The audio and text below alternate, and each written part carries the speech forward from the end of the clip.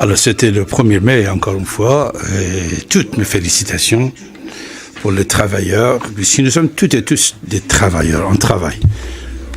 N'importe quoi qu'on fait, on est travailleurs, on travaille, et c'est notre fête. Pour ce, permettez-moi de vous féliciter, mes chers amis, bonne fête de travail. Alors, qu'est-ce qu'on va faire et de quoi on va parler, mes chers amis? C'est à vous de nous dire. Seulement quelques jours. Il ne reste que quelques jours. Dimanche prochain, 7 mai. Deuxième tour des élections présidentielles et le carnaval, festivités, et la fête va se terminer dimanche soir, juste à 20h. C'est, on peut dire festivité, des carnavals. Chaque fois quand il y a des élections présidentielles, c'est comme vous êtes en train de regarder des films de suspense. On vous prépare bien le coup.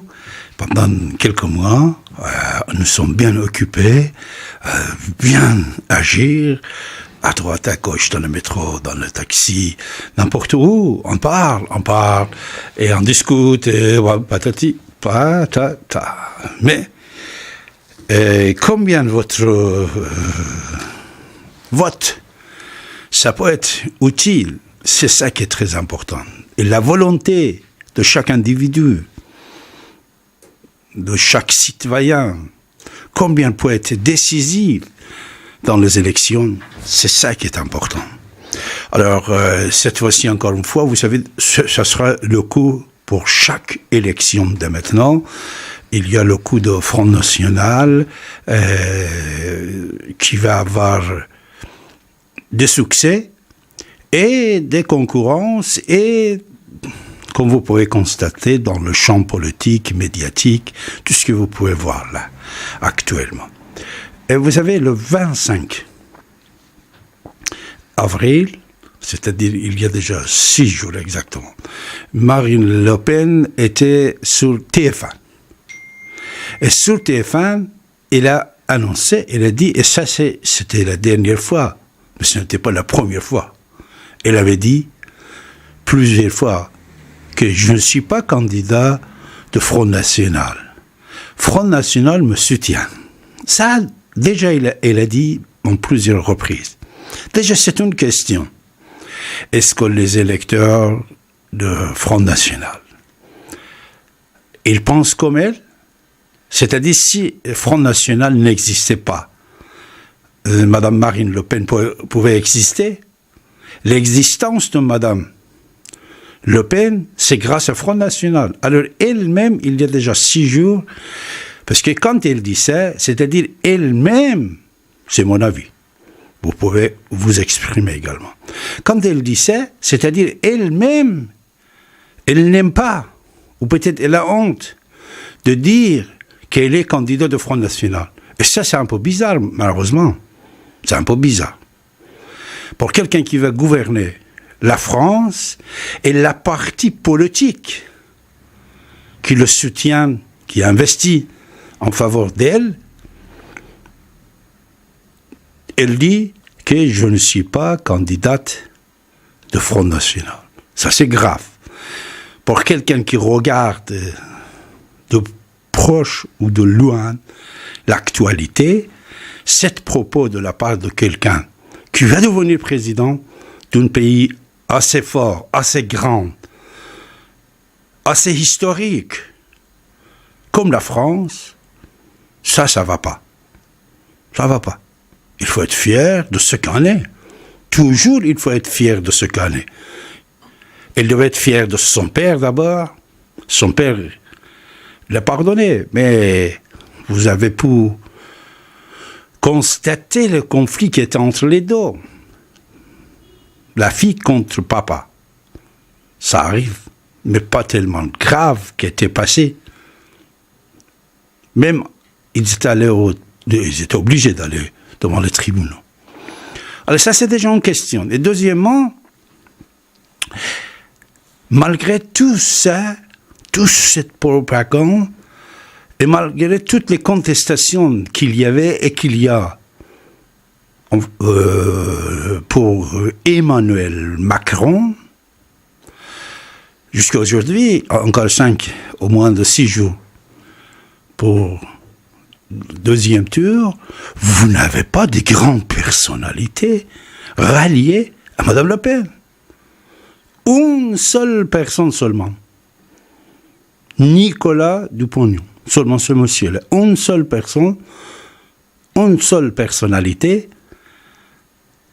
Et même depuis, vous êtes témoin, vous pouvez constater à droite à gauche comment on est en train de l'attaquer. Trahison, honte, insulte, etc., pour M. Nicolas Dupont-Aignan. Alors, ces deux questions, déjà, je ne sais pas si on peut avoir des réponses, ou si vous êtes pour ou contre, vous avez des explications. Comme vous savez, on est là pour vous écouter.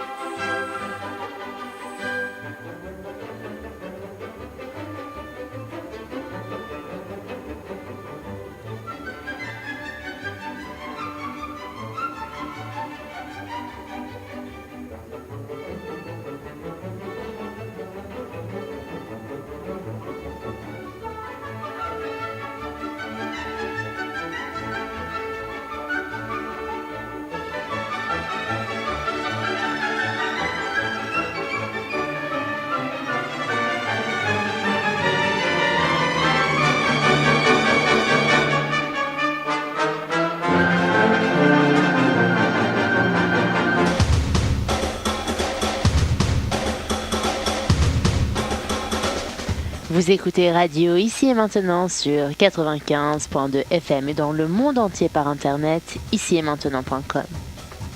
L'humeur du temps présentée par David Abbassi, écrivain et historien, tous les lundis et chaque dernier samedi du mois dès 23h. Vous avez la parole pour vous exprimer et poser vos questions en composant le 08 92 23 95 20. 08 92 23 95 20.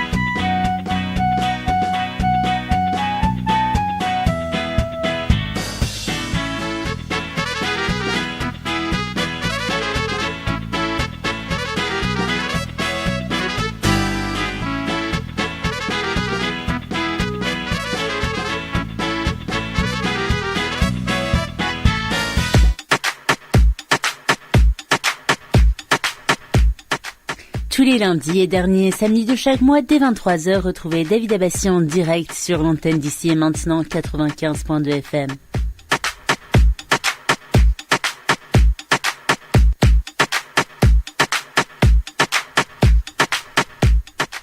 Tous les lundis et derniers samedis de chaque mois, dès 23h, retrouvez David Abbassi en direct sur l'antenne d'Ici et Maintenant 95.2 FM. Le temps qui passe. Le temps qui passe, les samedis qui viennent, les lundis qui viennent, les dimanches qui s'en vont. Alors, franchement, par exemple, tout à l'heure, je ne savais pas que c'était lundi, c'était le jour férié. Je ne savais pas que c'était lundi encore, je devais être avec vous. Alors, tout d'un coup, ça y est. Vous savez, le temps passe tellement vite, pas seulement les jours, les mois, les années, et les siècles. Moi et vous, comme si vous avez, enfin, plutôt 18 ans, nous pouvons être fiers de vivre dans 2 siècles. Ça, c'est un avantage de Dieu que beaucoup de gens ne l'ont pas. Vécu et voir 2 siècles, 20e siècle le 21e siècle. Et quel changement! Quel changement, franchement! Ce n'est pas seulement du 20e siècle vers le 21e siècle. Seulement imaginez-vous, depuis 1980, on va prendre dans les années 80.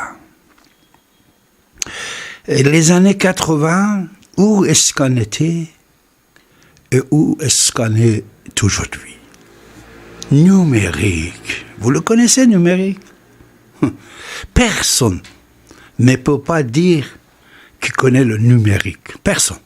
Même des grands champions de numérique ne peuvent pas dire ça. Pour moi, David Abbassi, moi je pense que le numérique, c'est comme le Dieu.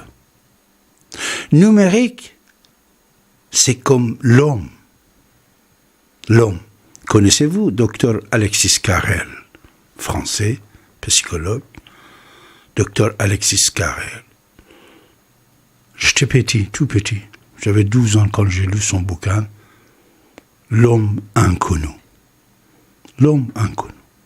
Jusqu'à aujourd'hui, avec tous les progrès que l'homme avait sur Terre, de la création de Mésopotamie, pyramides de l'Égypte, ou toutes les grandes civilisations qui sont venues, qui sont parties, et surtout numérique d'aujourd'hui.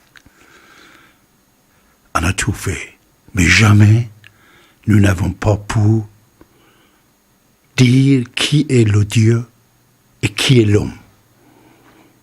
Deux phénomènes inconnus. Alors, aujourd'hui, ici et maintenant, on peut dire numérique, un phénomène vraiment inconnu.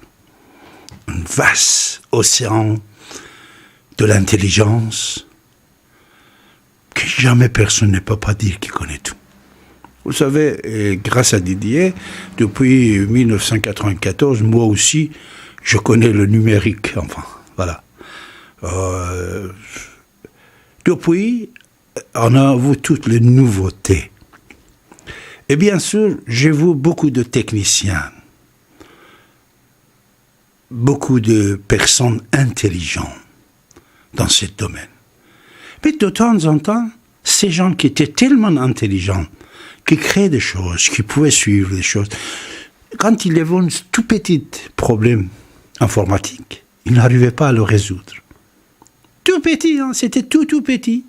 Ils n'arrivaient pas. Et à ce jour, c'est comme ça.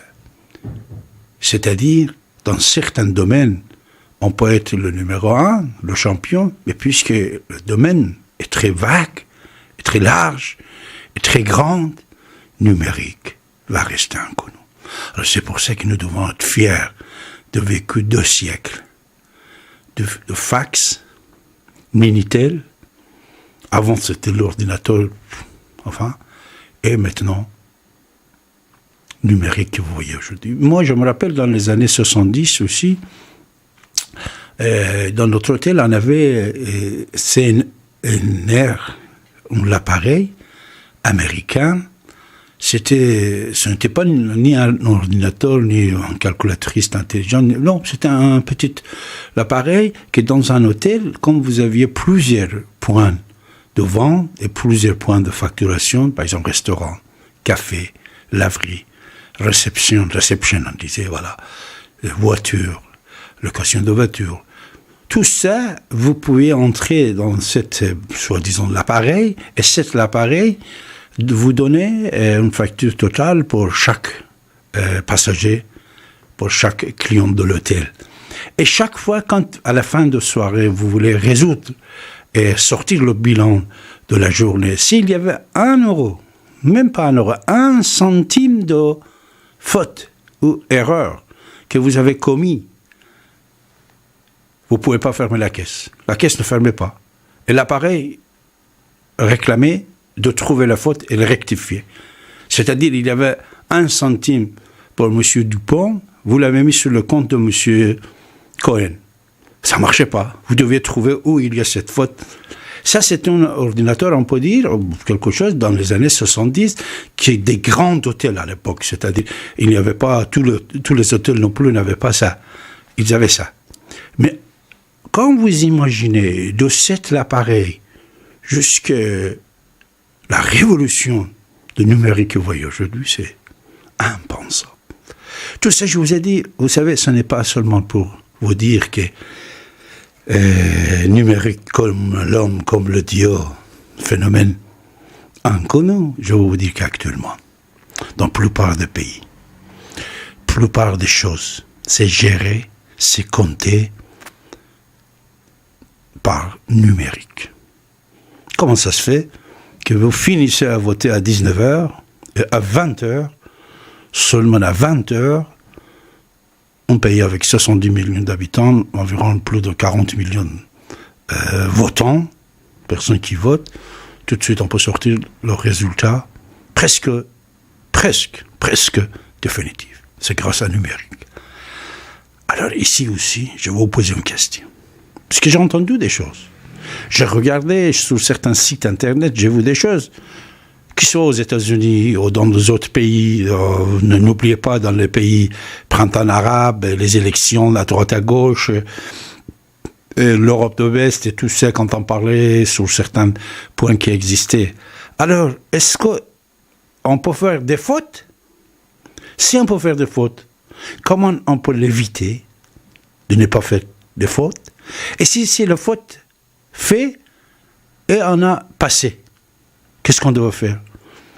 Ça, c'était une question que je l'ai vue, encore on peut dire, sur le numérique, que ce soit sur l'Internet. Vous savez, Internet, actuellement, vous avez plusieurs portails, plusieurs possibilités, plusieurs tribunes libres. Et de temps en temps, ça vous fait réfléchir un peu. Pourquoi? Puisque vous trouvez des choses de temps en temps intéressantes et de temps en temps mensongères, etc., etc. Par exemple, cet après-midi, c'est seulement cet après-midi que j'ai compris une petite blague, plaisanterie qu'on avait fait à l'époque avec Obama et la femme de M. Trump. Le jour que Trump il est entré à Maison-Blanche, on a montré une photo comme quoi Obama il est en train d'accueillir famille Trump, mais il a mis sa main sur le fesse de Madame Trump. La main était là, cette photo, peut-être vous l'avez vu, partout, c'était diffusé. Mais je crois que même M. Trump, et quand il a vu cette photo, il n'a pas douté que c'était vrai et que Obama il a fait ça. Même Obama peut-être, puisqu'il ne voyait pas, lui il a mis la main, mais il ne savait pas, mais peut-être qu'il savait. Peut-être quand il voyait la photo, il ne savait pas, est-ce que c'est vrai, il a mis la main là-bas ou non? Alors cette photo était truquée. Elle était tellement bien truquée, et cet après-midi j'ai compris ça. J'ai vu ça. Alors c'est des trucages comme c'est qu'on peut faire. Comme on a créé quelqu'un, je ne sais pas si vous le savez ou non, à l'image, au nom de David Abbassi, moi, M. Abbassi, il est déjà une quinzaine d'années, 16, 17, 15 ans, ça passe. Ça, c'est un maître des terroristes de Hezbollah, et il a pris mon nom, et ils ont fait une propagande mondiale que beaucoup de services ne savaient pas que ça n'était pas moi. Beaucoup. Personne. Imaginez que même une partie de ma famille pensait que ça c'était moi. Alors, des trucages comme ça qu'on fait, seulement le nom est la même chose, il est célèbre, et de l'autre côté, c'est un terroriste. C'est quelqu'un qui est fier d'être terroriste. Et son nom n'était pas Abbassi, on avait emprunté le nom Abbassi, et on a fait énormément de publicité. À l'époque, vous ouvrez n'importe quel média national, international, perse, je vous dis, vous voyez ce monsieur-là qui est en train de parler, et Dr Abbassi, alors, même mon oncle, une dizaine de personnes de ma famille, ils pensaient que c'était moi. Et pour beaucoup des amis, même, voilà, je vais être encore clair, c'est-à-dire ce truc est tellement marché que même janvier 2017, à partir des États-Unis, un monsieur qui est porte-parole de, lui-même il dit, enfin, vous savez, 38 partis politiques 38 partis politiques, c'est-à-dire 38 associations avec une seule personne dedans, mais il était patron de 38.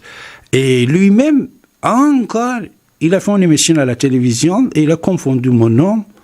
Et moi-même, que je suis à Paris, j'ai un autre surnom, Avesta, c'est mon surnom perse, Avesta. Il a dit, voilà, Abbassi, c'est Avesta, et lui, il a fait une proposition à Trump, patati patata. On avait eu des échanges avec Trump, mais ce que lui, il disait, c'était mensonger. C'était l'autre Abbassi, qui est conseiller de Ali Khamenei, et il est en Iran. C'est-à-dire, c'est grâce au numérique qu'ils ont pu lancer ça, et même jusqu'à aujourd'hui, et ce monsieur, ce n'est pas n'importe qui, il a 95 ans, et en plus, il me connaît tellement bien.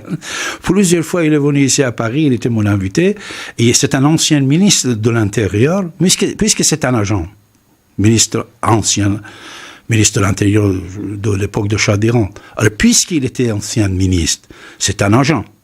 Il travaille toujours, vous savez, quelqu'un qui est agent, il travaille. Il travaille pour tout le monde. Moi, je ne pense pas qu'il se trompait. Moi, je pense qu'il était encore dans le coup pour salir le visage de David Abbassi. Mais seulement après que le bureau de Trump, parce que vous savez, Donald Trump, il a deux grands conseillers perses et persophones. Une fois qu'ils ont pris contact avec lui, il était obligé de dire la vérité, il a présenté ses excuses, etc., etc. Il a eu peur d'aller en prison, je ne sais pas quoi, voilà. Mais, vous voyez, c'est question de numérique. On lance des choses, et quand on lance des choses, si vous voulez rectifier, récupérer pour modifier, et tout ça, c'est déjà trop tard. C'est déjà trop tard. Alors, aujourd'hui, vous pouvez constater, dès le premier tour, il y avait beaucoup de ralliements. Emmanuel Macron, que ce soit des sénateurs, des ministres, des députés, des élus nationaux et tout ça. Alors on disait, mais de l'autre côté, après le deuxième tour, seulement une seule personne ralliée à Mme Le Pen. Et cette personne-là aussi, vous avez pu constater. Moi, je crois qu'avant, on disait le sondage 70% Macron le 7 mai, et 30% de Mme Le Pen, mais maintenant je crois que ça peut arriver à 40 et 60. Alors nous sommes lundi, 1er mai, 40 et 60%, et Macron va prendre la reine de la France. Mais qu'est-ce que ça va passer après pour le législatif, pour d'autres choses, parce que le Front National est devenu une force nationale, et cette force nationale, est-ce que toujours on peut faire ça, ou peut-être, parce que n'oubliez pas, la direction de chaque parti, de chaque bureau, de chaque candidat, aussi tout ce qu'il fait, c'est très important, puisque Mme Le Pen, moi, c'est mon avis, je pense qu'elle n'a pas pu bien gérer un parti politique qui va devenir président. Déjà, le problème a commencé avec son père et après avec la nièce, Marion Maréchal Le Pen. Cette jeune fille, ce qu'on a fait avec elle, ce n'était pas juste ni correct.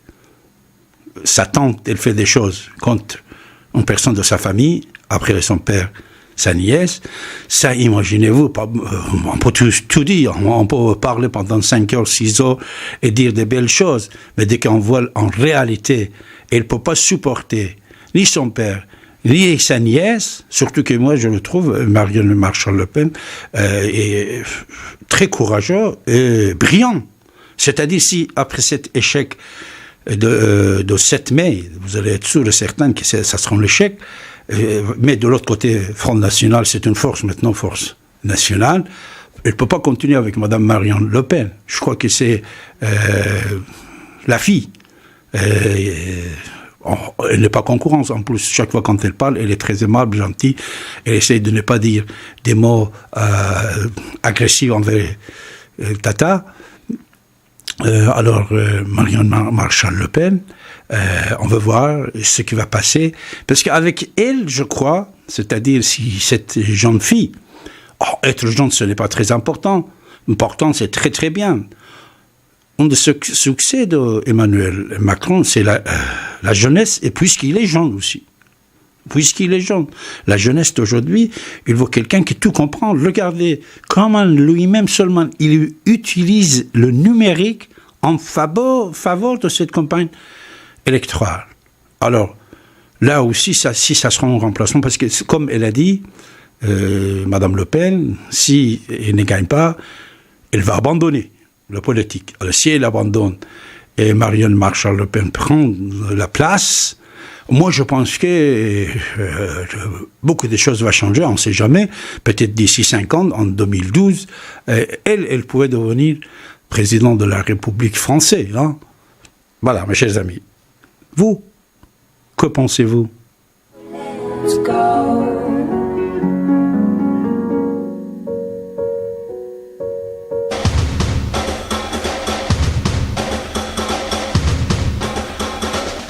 Vous écoutez Radio Ici et Maintenant sur 95.2 FM et dans le monde entier par internet, ici-et-maintenant.com. L'humeur du temps présentée par David Abbassi, écrivain et historien, tous les lundis et chaque dernier samedi du mois dès 23h.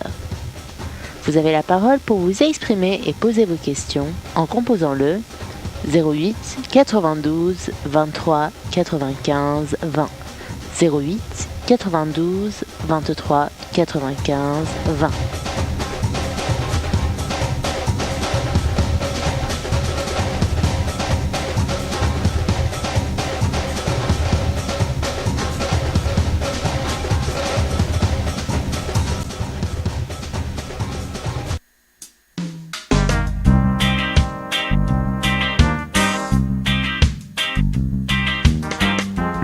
Alors, l'antenne est libre, comme d'habitude, comme toujours, sur 95 de FM. Et vous avez la parole, 08 92 23 95 20. Vous avez la parole, mes chers amis. Je vais être ravi de recevoir vos avis, c'est-à-dire, comme je dis samedi passé, vous pouvez même préparer vos interventions par avant sur les sujets qui vous intéressent, avec les éléments de source solides. Ou, si c'est votre avis, l'avis n'a pas besoin de source, mais il faut respecter les autres, il faut être gentil, aimable et poli. Vous pouvez utiliser cette tribune, comme d'habitude, depuis maintenant presque 37 ans, 38 ans. Vous avez la parole, vous pouvez vous exprimer. Si vous avez des informations que vous pensez les autres ne l'ont pas, partagez-le avec les autres. Soyez conscients. Pour la plupart des fois, certaines petites ou grandes informations que vous l'avez trouvées n'importe où, les autres ne l'ont pas. Ne pensez pas que tout le monde va chercher la même information que vous. Et ça, vous pouvez le partager avec les autres. Ce partage, ça fait comme un échange. On échange et on apprend des choses. N'oubliez pas que chaque fois qu'on apprend des choses nouvelles, et cette nouveauté peut changer la tête de chaque individu aussi. Imaginez-vous combien de personnes ont changé de camp, de pensée. Enfin, je ne parle pas des opportunistes, non. Des gens sages, intelligents, des gens rationnels, qui ne sont pas dogmatiques, qui ne sont pas intégristes, qui ne sont pas, soi-disant, les hommes qui ne veulent rien changer dans leur vie, ni dans leur pensée. L'individu, c'est comme à l'école, vous voyez, quand on est au primaire, on apprend certaines choses, mais nous ne sommes pas capables, le cerveau n'est pas capable d'apprendre des choses qu'on va apprendre au lycée ou à l'université. Et l'homme aussi est comme ça. De temps en temps, même quand on a dépassé le 40, 50, 60 ans, on découvre des choses très intéressantes. Et cette radio donne cet avantage, depuis toujours, à tout le monde. Imaginez-vous, à la plupart des fois, quand on prend le taxi, on voit que monsieur ou madame le chauffeur de taxi, elle connaît la radio ici maintenant. Puisqu'ils disent que la nuit, il passe le temps avec Radio Ici Maintenant. Je me rappelle à l'époque, il y avait une fois qu'on a fait une petite manifestation, il y avait une centaine de chauffeurs de taxi qui sont venus devancer ça à l'époque. Et ça, de toute façon, ici et maintenant, aujourd'hui aussi, je vous ai dit, c'est votre radio. Vous pouvez intervenir, préparer vos textes, préparer vos interventions, et même passer la fréquence à vos amis. Posez-leur la question. S'ils ne connaissent pas, vous devez les informer de notre fréquence. Imaginez-vous que maintenant, même avec votre téléphone portable, c'est pas la peine d'avoir FM, parce que pour la plupart des fois, je sais, avec le progrès de numérique, nous n'avons plus de le FM, radio FM dans la poche, ou je ne sais pas où. Mais par contre, avec un smartphone aussi, radio ici maintenant, ou sur l'internet ici-maintenant.com, très très facilement, vous pouvez l'écouter. Alors, vous pouvez composer le 08 92 23 95 20 si vous avez des choses à nous dire.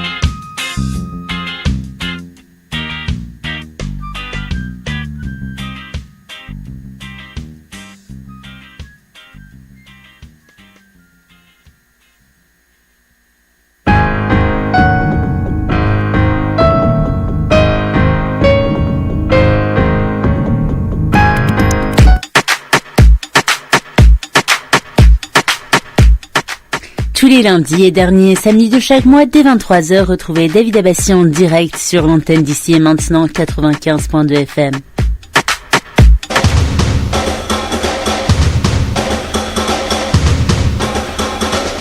Vous écoutez Radio ici et maintenant sur 95.2 FM et dans le monde entier par internet ici-et-maintenant.com. L'humeur du temps présentée par David Abbassi, écrivain et historien, tous les lundis et chaque dernier samedi du mois dès 23h. Vous avez la parole pour vous exprimer et poser vos questions en composant le 08 92 23 95 20. 08 92 23 95 20.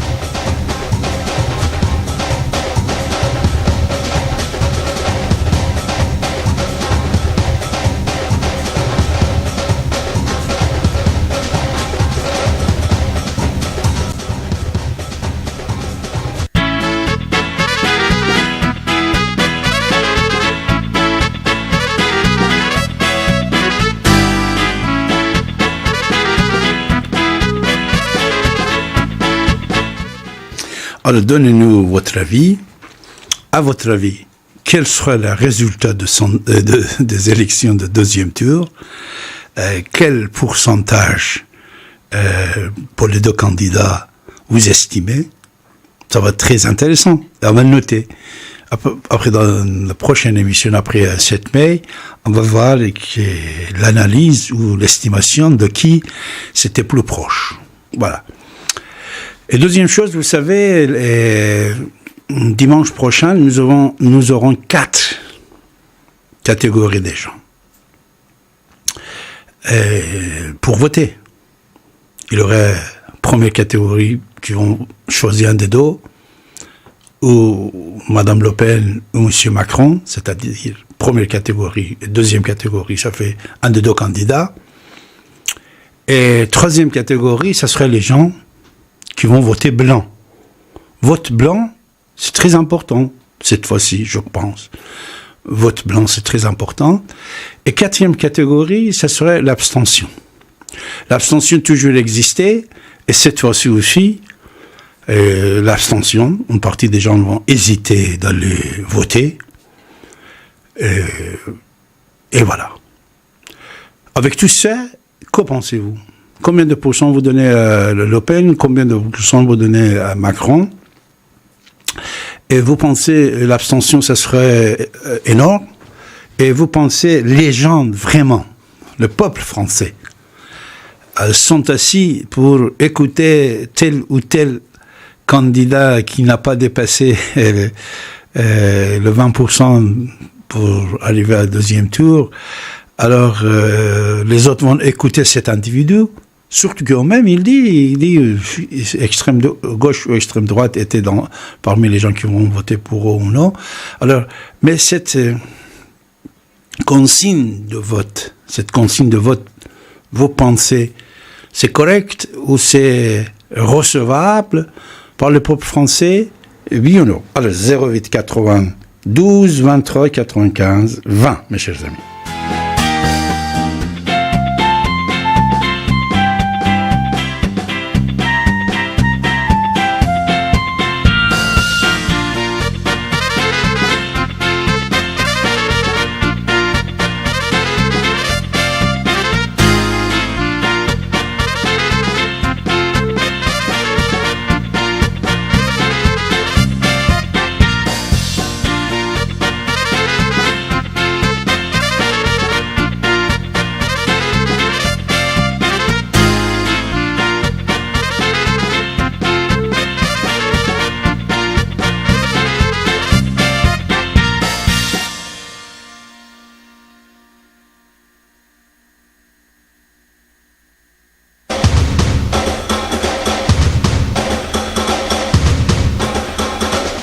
Vous écoutez Radio Ici et Maintenant sur 95.2 FM et dans le monde entier par internet, ici-et-maintenant.com.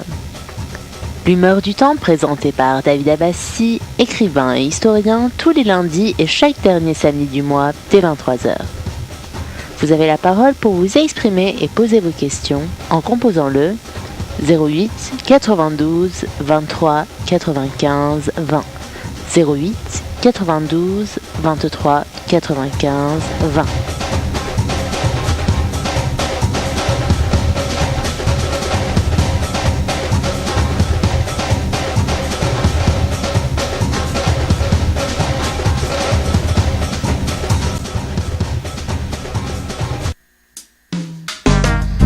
Oui, vous êtes très gentil, 3 personnes qui m'appellent, et ils donnent leurs avis, et leur estimation, mais ils ne veulent pas passer sur l'antenne. Ça, c'est pas grave, mais imaginez-vous que vous vivez en France, vous n'êtes pas dans un pays dictature, ou je ne sais pas quoi, et avoir peur de vous exprimer, seulement avec votre voix. On ne veut pas venir vous chercher, il n'y en a pas en police, pour vous demander pourquoi vous voulez voter Macron ou Le Pen, ou pourquoi vous défendez Le Pen, etc. Il y a plus de 7 millions qui ont voté en faveur de Le Pen, et même vous allez voir que le dimanche prochain, ça sera plus de 10 millions. Mais il ne faut pas avoir peur. C'est avoir peur, vraiment, c'est... Moi, je vais vous dire, c'est honteux. C'est-à-dire, vous téléphonez hors antenne. Voilà, David, je pensais, mais non, je ne vais pas passer en plus 2 ou 3 personnes. Ça, c'est pas comme ça qu'on va sauver un pays, une élection. Vous voyez, il faut regarder plusieurs milliers de gens étaient aujourd'hui avec Marine Le Pen quand il faisait son discours. Ils sont présents à droite, à gauche, c'est des militants. Enfin, si on est militant, on milite. Et la même chose, il y a de l'autre côté aussi, puisque de temps en temps, nous avons pu constater que les militants de certains candidats, ils viennent sur notre antenne ou sur les autres réseaux sociaux pour dire des choses que leurs candidats eux-mêmes, ils n'arrivent pas à le dire. C'est-à-dire même le candidat n'a pas le courage de dire quelque chose, certaines choses, mais quand un militant, il vient de le dire sur notre antenne ou sur une page de Facebook, je ne sais pas où, c'est-à-dire, ça c'est une humeur qui existe parmi les dirigeants de cette parti politique. Imaginez-vous, quand un candidat, il dit « j'ai pas parlé tout de suite le soir du premier tour, j'ai attendu pour que peut-être il y aura des changements, parce que tatati tatata ». Ça, c'est tellement naïf de penser, ou peut-être l'individu, il a peur de dire ce qu'il a dans son cœur, que de 5e ou 4e, jamais on ne peut pas arriver à 2e. surtout après 20 ans quand ça a été annoncé. C'est-à-dire, cette peur, malheureusement, existe, cette peur. Et de l'autre côté, consigne de vote, oui ou non, on peut dire qu'ils ne sont pas d'accord pour une consigne de vote, mais on ne peut pas dire que non, je ne donne pas le consigne de vote, mais je ne vais pas voter telle personne, ni telle personne. Alors ça veut dire quoi? Ça veut dire l'abstention. Ou vote blanc. Vous allez voter blanc. En plus, ce n'est pas abstention. Puisque quand vous participez, vous ne votez pas ni ça, c'est-à-dire c'est le vote blanc que vous mettez dedans. Alors un candidat assez fort, un candidat qui, lui aussi, il a ramassé plusieurs millions de voix, il dit qu'il va voter blanc, ou abstention, mais plutôt blanc, dans cette élection, il ne peut pas avoir le courage de s'exprimer, et après il attend un clin d'œil de Macron. Il a dit que j'attends un clin d'œil de Macron. Macron, il a répondu cet après-midi, ce soir, à 17h. Macron, il a répondu. Il a dit, moi, je suis pour une révolution, pour relever le champ politique. Même les gens comme Manuel Valls ont allé chez lui, et lui, il n'a pas donné un siège même à Valls. Alors, il ne va pas le donner à d'autres candidats qui demandent un clin d'œil. Ça, au moins, dans cette politique, il était sincère. Ou par exemple, même Bayrou, quand il est rallié à Macron, Macron n'a pas dit qu'il devait devenir Premier ministre, au ministre même. Il a dit, franchement, qu'il félicite ce rapprochement, mais il n'aura pas de poste. Alors les autres, malheureusement, ils pensent, surtout les autres, que pendant des années, ils étaient sénateurs, députés, ministres, ils pouvaient faire quand même quelque chose pour le pays et pour les pauvres.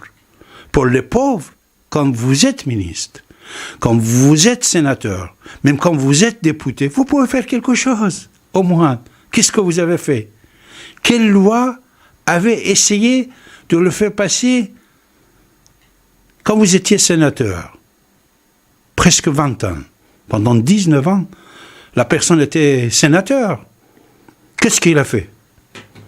C'est-à-dire parler, c'est une chose, mais entrer dans l'acte, c'est autre chose. Alors c'est pour ça que quand quelqu'un entre dans l'acte, et dès qu'il peut, il essaye de faire le changement, et c'est bien sûr toujours, il y a des accords ou des aliments internationaux, ça c'est sûr et certain. Écoutez, la France n'est pas un pays isolé.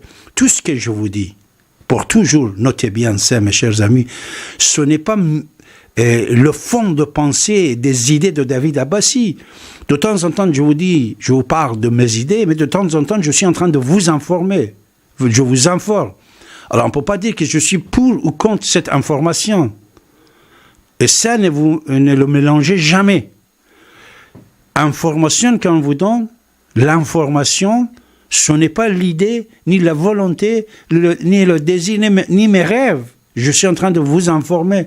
Quand je parle de numérique, quand je parle de ça, c'est des informations. Une information que je vais vous donner. L'individu, moins de 20 ans, était sénateur.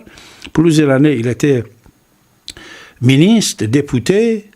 Alors, qu'est-ce que vous avez fait? Quelle loi vous avez essayé de faire passer, de voter en faveur des pauvres et en faveur de pauvreté?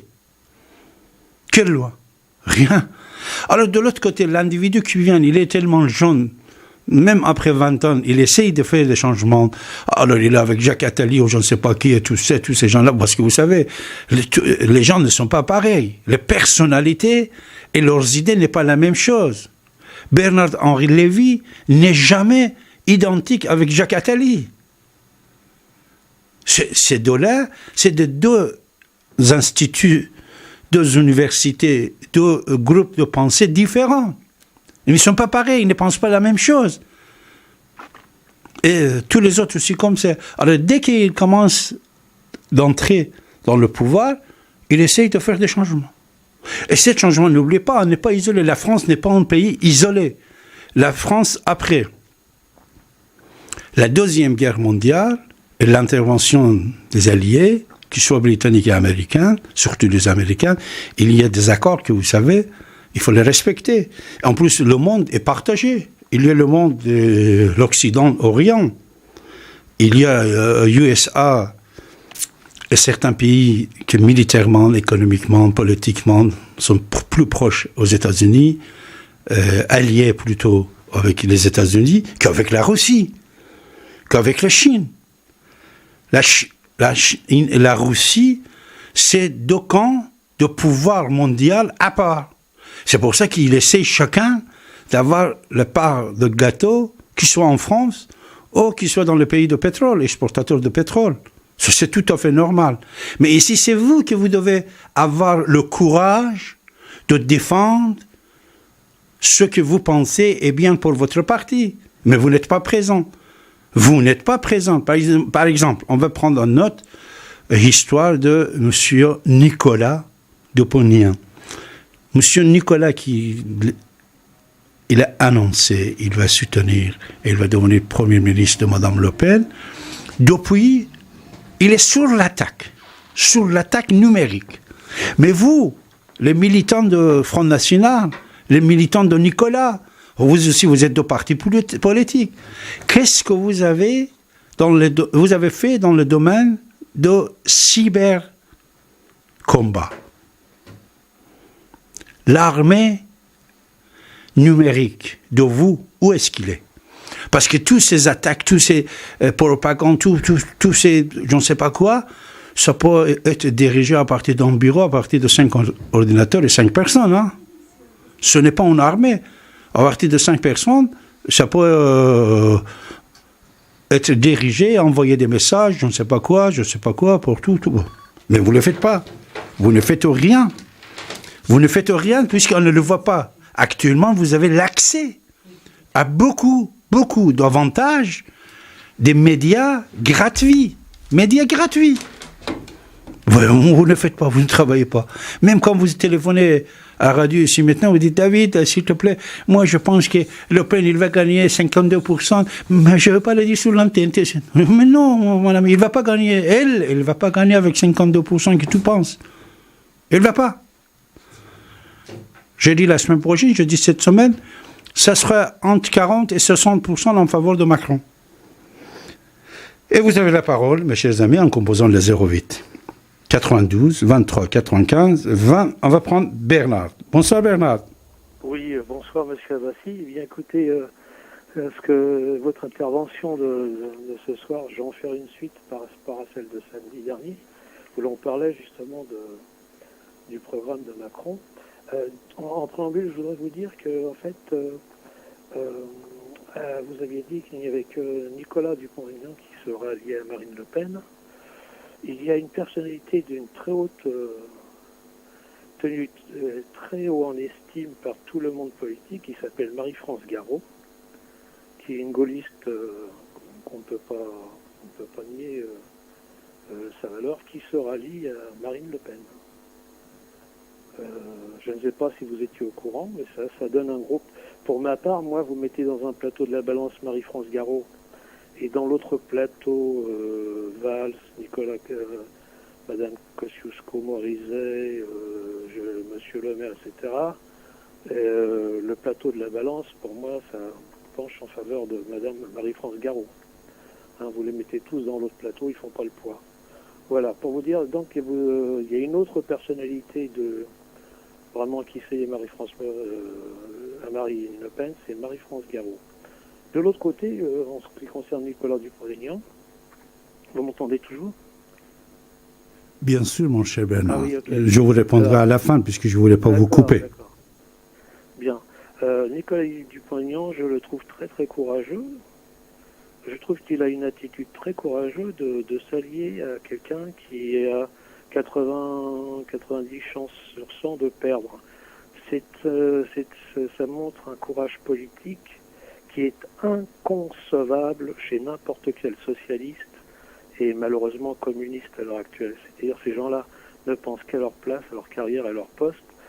Et Nicolas Dupont-Aignan, lui, agit en conformation avec sa pensée profonde. Et je rends hommage au courage politique qu'il a eu de faire ça, parce que c'est rare de voir des hommes politiques s'allier avec des gens qui sont pronostiqués vaincus. Hein.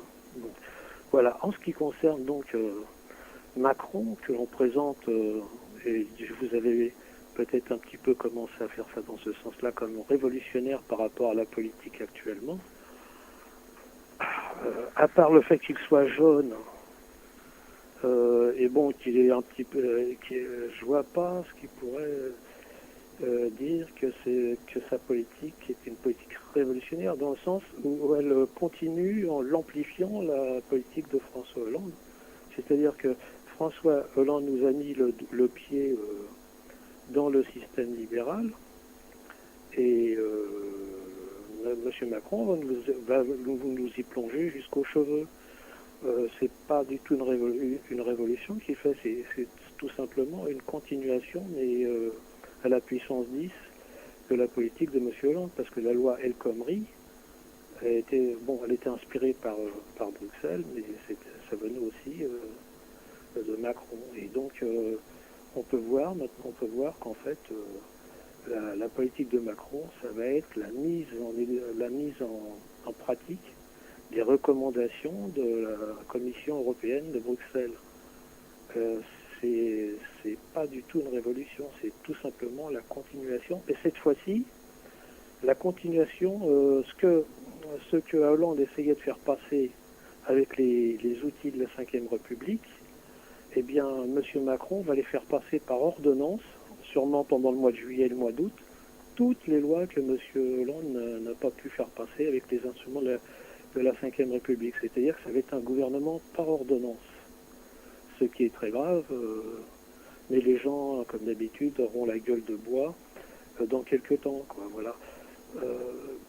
Il est à noter d'ailleurs que M. Macron va être le premier président qui va être détesté dès le premier jour de son mandat, parce que tous ceux qui votent pour lui votent pour faire barrage à Marine Le Pen, ce qui fait que lorsqu'il sera élu dimanche prochain, lundi prochain, ça sera déjà le président le plus détesté de tous les Français. Et que les 5 ans qui vont venir vont être 5 ans de lutte dans tous les domaines, politiques, des manifestations, communautaristes, enfin, ça va être un chaos total. Voilà ce que je pense. Alors, si vous voulez bien me répondre. Déjà, j'aimerais bien, mon cher Bernard, que vous-même, puisque vous venez de parler de Madame Marie-France Garot, qui en 1973, on l'avait considérée la femme la plus puissante de France. Vous-même, vous le présentiez pour nous. C'est qui, cette dame-là? C'est qui? Qu'est-ce qu'elle a fait? Allez. Ouais, c'est Madame Garot. Pour moi, ce sont des figures comment dirais-je, ce ne sont pas par leur réalisation, c'est par disons, comment m'exprimer, pour vous donner une image de ce qu'est Madame Marie-France Garot, elle est ce qui, sa caricature ridicule, ça serait les philosophes, les philosophes actuels, c'est-à-dire que tous ces gens-là donnent soi-disant ce qui est le bien et le mal pour ce qu'il est convenable de penser ou non. Madame Marie-France Garot, elle, c'est ce qu'elle faisait, mais dans l'authenticité. Voilà, c'est elle qui représentait une moralité et qui malheureusement a complètement disparu à notre époque. Et elle a été reconnue pour une gaulliste fervente. Et je crois que vous ne pouvez pas nier qu'elle a une grosse influence sur les milieux politiques, disons, des milieux politiques, comment dirais-je, qui ne sont pas gagnés au libéralisme et au capitalisme et au libéralisme débridé. C'est-à-dire que c'est quelqu'un quand même qui a au-dessus de tout une idée de la France, de ce que doit être la France, de ce que doit être la nation, et qui n'est pas prête à vendre cette idée pour faire... pour disons une politique uniquement dédiée à la finance et au service du grand capital, et voilà. Mon cher Bernard, Oui. s'il te plaît, regarde, encore, je vous répète et je précise, de nous citer quelque chose que Madame a fait. C'est-à-dire, qu'est-ce qu'il a fait? C'est comme... Vous dites qu'il est comme qui... Non, biographie. Quand on parle, je suis vraiment désolé. Biographie de cette dame, c'est quoi? Et qu'est-ce qu'elle a fait, Marie-France Garot? Qui est Marie-France Garot? Qu'est-ce qu'elle a fait? C'est ça que je vous demande de me dire. Une femme de 43 ans, que j'espère elle va vécu encore 50 ans, grâce à Dieu, sans aucun problème. Mais vous venez de dire que c'est une femme assez importante. C'est qui? Qu'est-ce qu'elle a fait, mon cher ami, dans son biographie? Écoutez, on ne juge pas les gens uniquement d'après ce qu'ils ont fait.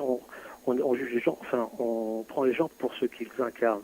Et depuis Maastricht, depuis le début, la prise de possession de la France par l'Union européenne, Marie-France Garot, et depuis, elle se sert de son autorité pour justement combattre cela.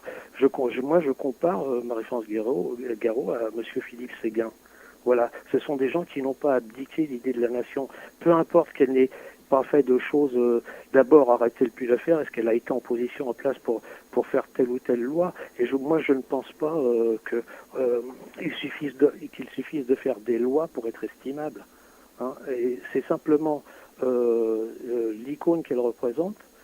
D'ailleurs, moi, j'étais pas fan d'elle, mais je le reconnais qu'elle avait une icône au niveau des partis politiques. Elle n'a peut-être rien fait de spécial qui puisse la mettre en avant, mais quand même, elle représente quand même quelque chose de respectable dans la politique, et ces choses respectables, malheureusement, il y en a de moins en moins. Pour moi, je comparais à Philippe Séguin. Reste avec nous, Bernard. En plus, je ne pourrais pas vous dire ce qu'a fait exactement. Voilà, c'est ça. On peut pas. Alors, reste avec nous, Bernard. On peut pas présenter quelqu'un sans le connaître et sans savoir ce qu'il a fait. Moi, d'abord, je veux te remercier, Bernard. Merci beaucoup de nous citer le nom de Madame. Merci beaucoup.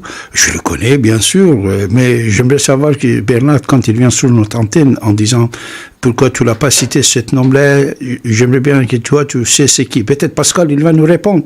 Mais moi-même, je te dis, en 1973, la femme la plus puissante de la France a été nommée cette femme-là. Alors, après, actuellement, aussi, je veux te dire, puisque la semaine dernière, non, samedi dernier, j'ai parlé sur l'Institut Montaigne, think tank. Ces instituts-là, c'était créé depuis quelques années en France, à droite à gauche, soi-disant des centres de réflexion, groupes de réflexion. Alors, je veux vous dire que Madame Marie-France Garot également, ça fait une vingtaine d'années, même plus, qu'elle a fondé un institut, on peut dire de think tank peut-être, nommé un Institut international de géopolitique. Mais c'est ça, je veux que vous le présentez l'individu et vous me dites ce qu'il a fait. Pascal peut-être va nous dire quelque chose. Bonjour Pascal. Bonsoir. Bonsoir Pascal.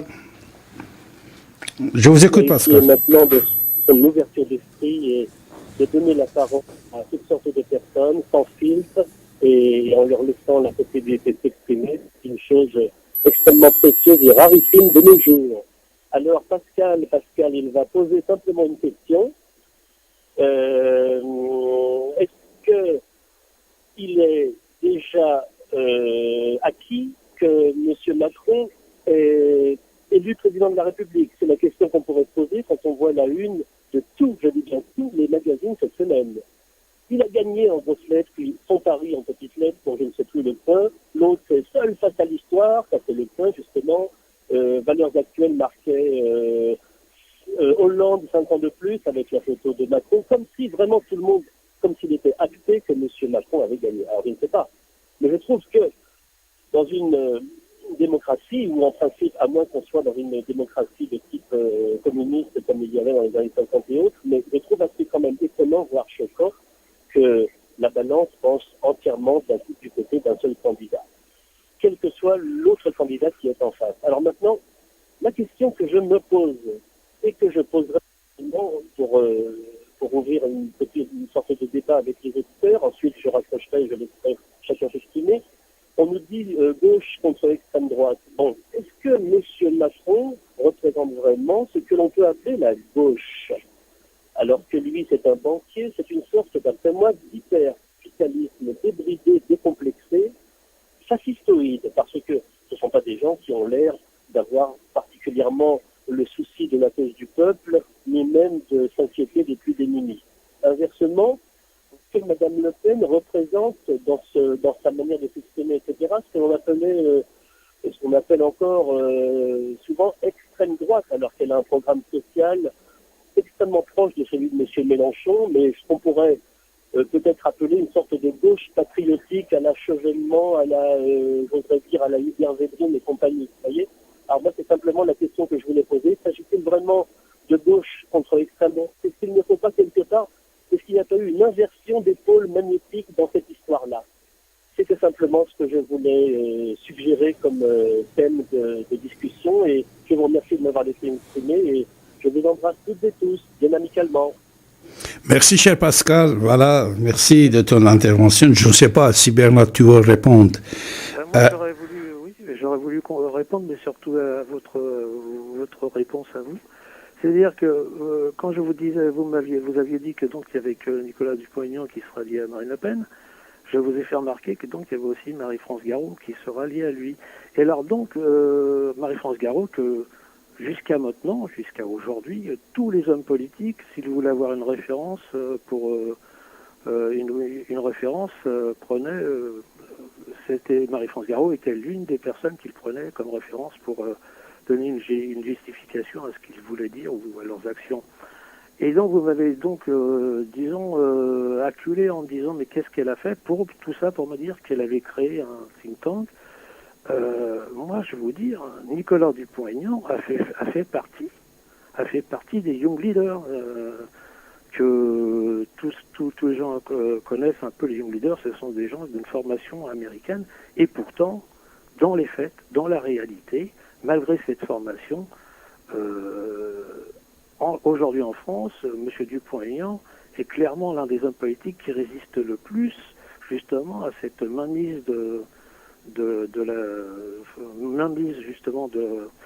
comment qualifier ça, la prégnance de l'économie, du libéralisme américain qui s'impose par l'intermédiaire de l'Europe à la France. Et donc Dupont-Aignan est un des principaux résistants, malgré que lui-même ait fait partie justement des Young Leaders. Donc Marie-France Garot a peut-être, comme vous le dites, créé un think tank, tout ça, mais moi ce qui m'intéresse, c'est quelle est sa position depuis Maastricht, depuis l'Europe, envers l'Europe, hein, et voilà. Et donc je vois que c'est quelqu'un qui résiste, parce que de mon côté, moi, les gens font souvent référence aux années 1930, à la montée d'Hitler, à la résistance et tout. Et moi, je trouve que là, on est dans une situation complètement parallèle, c'est-à-dire que on est dans une tentative d'occupation, mais cette fois l'ennemi c'est pas les Allemands, ce serait l'Europe, et que les collabos, c'est ceux qui sont pour Macron. Et voilà, et les résistants, malheureusement, il y en a pas beaucoup, mais ils sont bien obligés de voir que ça serait plutôt du côté de Marine Le Pen. Voilà. Il y a cette histoire, c'est ce regard qu'elle a sur l'immigration qui crée des difficultés. Beaucoup de gens qui, sinon, n'hésiteraient pas à la rallier contre M. Macron. Je pense qu'elle manque de réflexion à ce sujet-là, mais ça peut... voilà.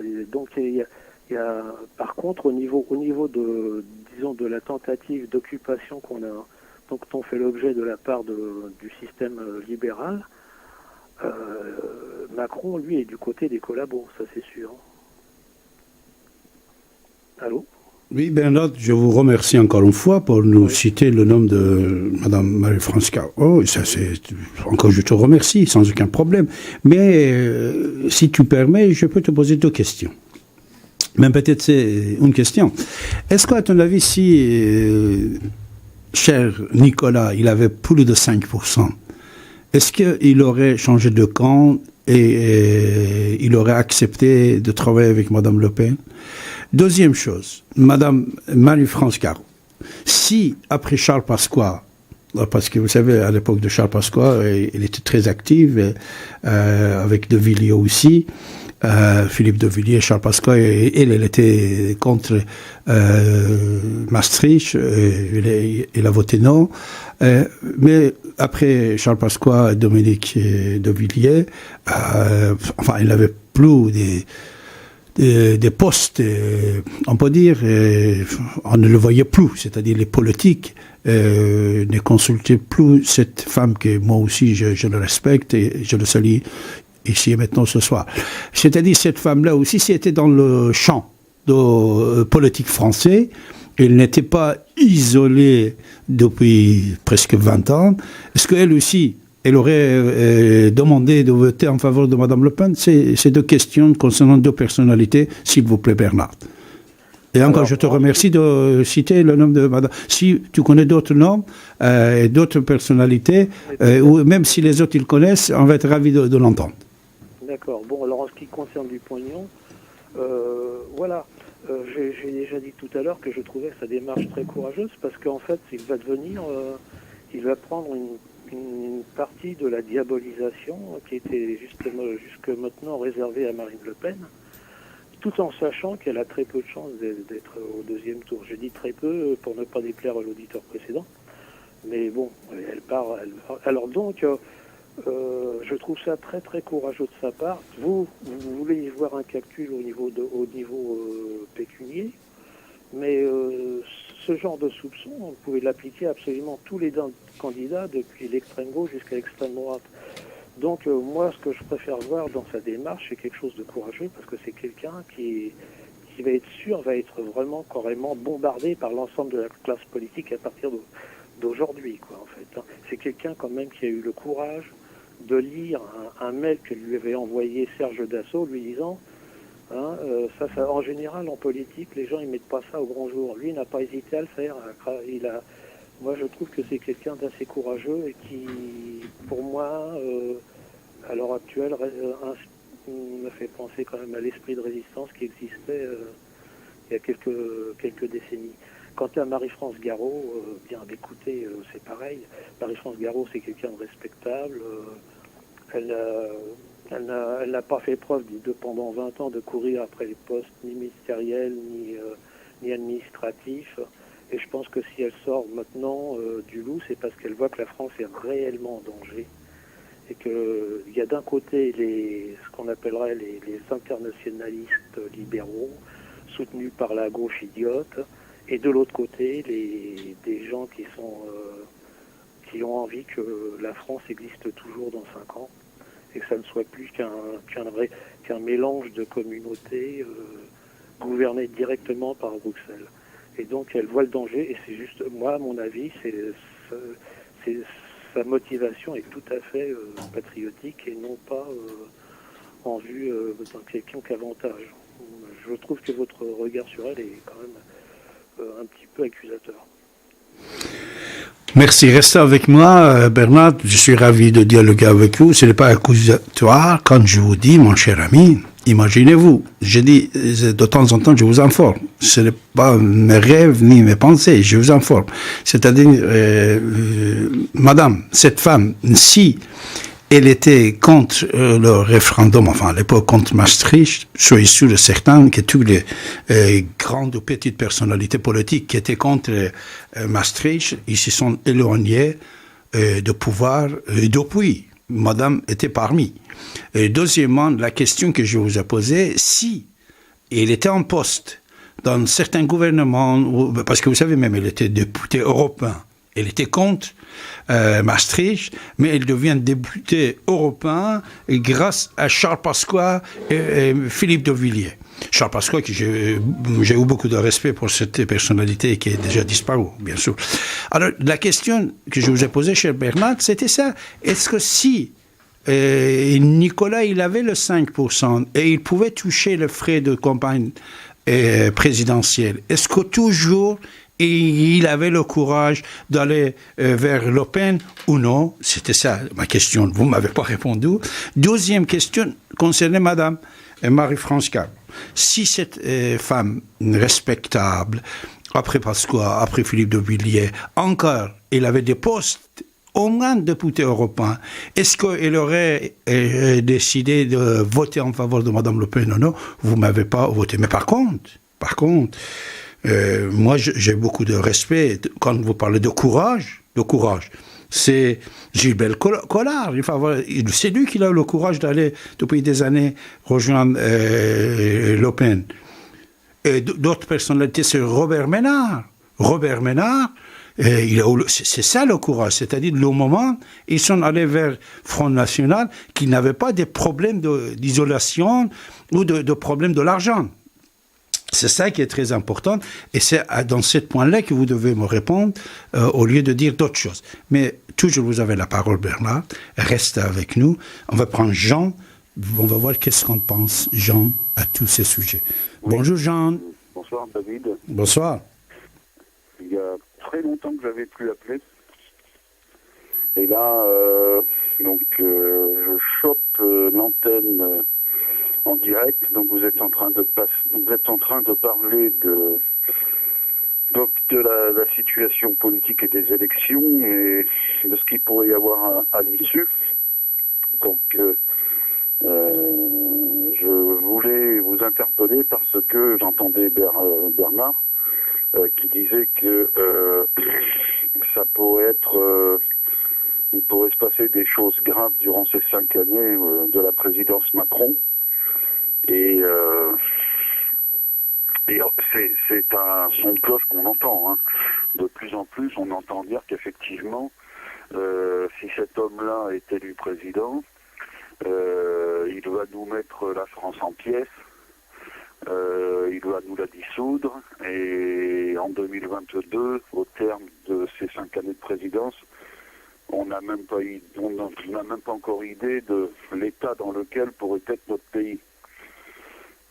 Donc moi, je viens ce soir lancer une sorte d'alerte parce que ce qui vient vers nous est absolument catastrophique. Donc tout est déjà écrit. Nous avons des prophéties qui ont été reçues par différentes personnes religieuses depuis à peu près 2 siècles. Donc il y a la fameuse Marie-Julie Jahenny, il y a Marthe Robin qui a eu des extases christiques. Donc il y a eu Marie-Julie Jahenny qui a eu des visites surnaturelles pour l'informer de ce qui se préparait.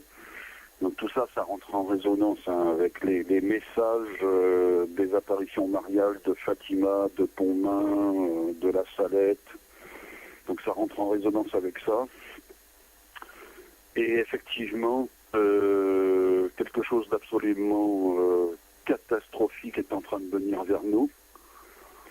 Et nous aurions possiblement, effectivement, si Macron est élu, donc je vous le dis tout de suite, nous aurons effectivement un début de guerre civile en juin 2022. Donc c'est prophétisé ainsi, c'est prophétisé le début des événements et prophétisé le mois du Sacré-Cœur de Jésus. Donc le mois du Sacré-Cœur de Jésus, c'est le mois de juin. Et il est prophétisé sans date, sans année, mais il est prophétisé le début des événements, le mois du Sacré-Cœur de Jésus, avec, c'est quand même assez étonnant, une fuite du gouvernement. Et la fuite du gouvernement fera que la France sera livrée à elle-même, et à ce moment-là débutera une guerre civile absolument terrifiante. Donc voilà ce qui vient vers nous. Moi j'y crois vraiment beaucoup. J'ai de bonnes raisons d'y croire.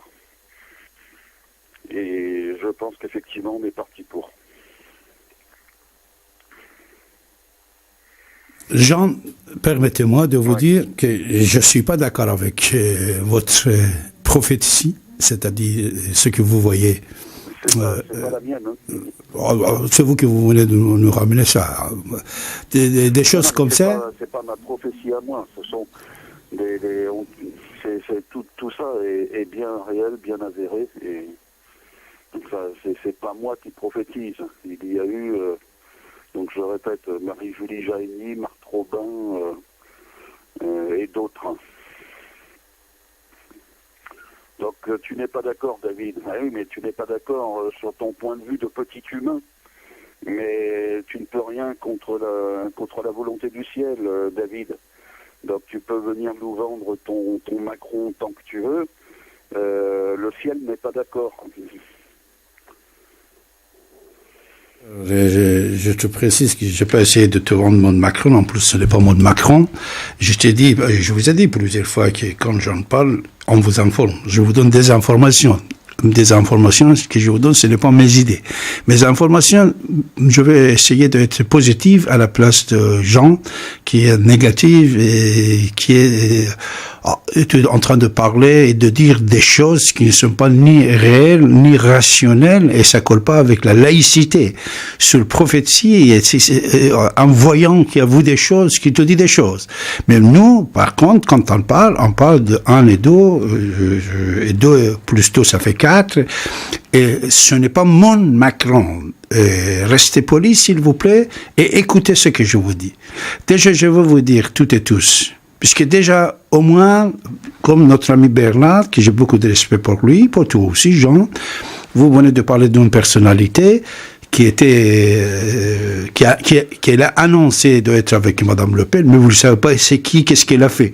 Elle était députée européenne, tu ne le dis pas. Si tu le savais, tu devais le dire. C'est qui cette personnalité? Il faut le présenter parce que ça fait 20 ans qu'elle est absente de la scène politique. Personne ne le connaît pas actuellement, sauf une partie des gens, etc. Allez, maintenant aussi, pour te répondre, cher Jean, tu peux rester pour revenir et t'exprimer encore. Je vais te dire que moi, ce n'est pas comme un voyant que je veux parler avec toi. Ou comme je te donne une analyse de quelqu'un qui a vu quelque chose dans la tasse de café. C'est la réalité que je veux te donner et je veux vous dire. La réalité des choses, c'est ça, mes chers amis. N'ayez pas peur. N'ayez pas peur de disant que la France va tomber dans une guerre civile. Non. Déjà, et je vous dis tout ce que je vous dis, ce n'est pas pour soutenir Macron. C'est pour vous donner des informations que vous ne voulez pas le comprendre. C'est ça. Imaginez ça. C'est des informations que je vais vous donner et que je vous le donne. Ce n'est pas pour soutenir et pour dire que Macron, c'est mon Macron. Déjà, les plus grandes personnalités politiques de gauche, de droite, sont alliées avec lui. C'est-à-dire, il est déjà fort dans le domaine politique et think tank, et les politiciens. Vous savez que chaque politicien français, il était maire, il est maire. Ancien ministre, premier ministre, des responsabilités et des clans qu'ils ont. Ils sont forts. Ce ne sont pas des gens qui étaient isolés de pouvoir depuis 20 ans. Les gens qui sont autour de Macron, qui sont de gauche, de droite, même lui-même, il avait refusé de voir quelqu'un. Cette personne est allée le voir et il a annoncé son soutien. C'est assez fort. Les gens comme Valls, les gens comme Mélenchon. Mélenchon, hier soir, il était prêt de recevoir un petit clin d'œil de la part de Macron pour aller dire qu'il votait en faveur de Macron. Ça, c'est des informations. C'est-à-dire, vous ne voulez pas voir ce qui se passe autour de vous. Vous rêvez. Vous voulez rêver toujours. Mais par contre, la guerre d'aujourd'hui, c'est la guerre de Daesh. C'est la guerre de l'islam politique. C'est la guerre de l'islam violent. Cet islam violent ne vient pas comme ça. Il y a des pays. Il y a de la force, il y a de l'argent derrière ces mouvements terroristes. Si quelqu'un peut prendre le pouvoir et négocier avec ces forces-là qui soutiennent ces terroristes, il va ramener la paix, mes chers amis. Même dans mes dernières émissions, je vous ai dit, Macron ne va pas être un guerrier. Vous allez voir. Il va limiter comme Obama. Il va limiter les guerres, il va empêcher la France de participer dans certaines guerres que même actuellement il est impliqué dedans. Et de l'autre côté, certains pays dans le monde, surtout au Proche et Moyen-Orient, qui soutiennent ces terroristes islamistes qui existent, qui menacent la civilisation judéo-chrétienne, un président fort qui a le soutien de presque la majorité de pouvoir politique de gauche et de droite, il faut bien négocier avec les pays qui soutiennent logistiquement, économiquement, Daesh et Al-Qaïda. Et il est déjà en train de négocier. Il a déjà négocié. Ce sont des choses que vous ne savez pas. Vous dites, vous lancez n'importe quoi puisque vous avez une haine. Et de temps en temps, cette haine et cette jalousie de pouvoir nous aveugle. On ferme nos yeux, on ne regarde pas bien. Pourquoi? Puisqu'il s'appelle Macron. Pourquoi? Puisqu'il était banquier. Pourquoi? Puisqu'il a travaillé avec Rothschild. Pourquoi? Mais regardez de l'autre côté, mes chers amis. Prenez un papier et écrivez les noms de personnalités de droite et de gauche qui se sont ralliées à Macron, même avant le premier tour. Ce n'est pas au moment du deuxième tour, avant le premier. Ça, c'est des informations encore. Macron n'a pas besoin que David Abbassi vienne ici parler de lui, mais c'est pour vous, pour éclairer mes amis qui sont en train de nous écouter. C'est-à-dire ces dogmes et dogmatismes que nous avons dans notre tête, qu'on va imposer notre rêve au monde. Au lieu de ça, réfléchissez un peu. Réfléchissez un peu et ne dites pas n'importe quoi. Ne faites pas peur au peuple français. La guerre, vous allez voir, ça va rien vite. Et vous allez voir, le nouveau gouvernement va aller négocier avec les patrons de Daesh. Et il a déjà négocié. C'est-à-dire, une fois qu'il est à l'Élysée, vous allez voir, Hollande aussi, dans les domaines, moi je veux remercier le gouvernement de Hollande, qu'il soit Valls quand il était ministre de l'Intérieur et quand Cazeneuve. Et maintenant, ces deux messieurs qui vont partir là, au ministère de l'Intérieur.